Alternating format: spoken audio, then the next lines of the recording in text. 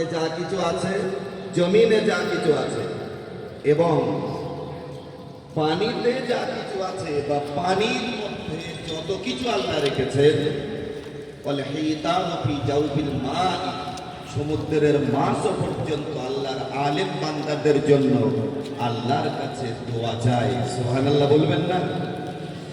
ইমাম বুখারী রাহিমাহুল্লাহ, ইনি তো দৃষ্টিশক্তি সম্পন্ন ব্যক্তিত্ব ছিলেন, কিন্তু বাল্যকালে তার দৃষ্টি হারিয়ে যায়।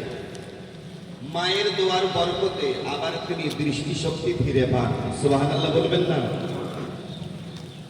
নবী মুসা আলাইহিস সালাম যখন ফেরাউনের চক্রান্তে পড়ে গেলেন, তখন ফেরাউন পরীক্ষা করার জন্য একদিকে আগুন আর একদিকে সোনা রেখেছিল।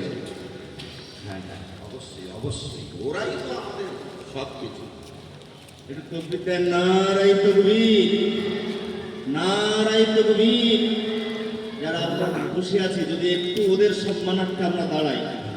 ওরা আজ এখানে বুখারী শরীফের শেষ সবক নেবে মুফতি সাহেবের কাছ থেকে। ওদের সম্মান অনেক, ওদের জন্যই আজ আমরা এখানে সমবেত হয়েছি। তো ওদের সম্মানার্থে একটু দাঁড়িয়ে আমরা আল্লাহকে খুশি করতে একটু ডাকি। সবাই তাকবীর ধ্বনি তুলি, নারায়ে তাকবীর। একটু আওয়াজ তুলে তাকবীর দিই না, নারায়ে তাকবীর।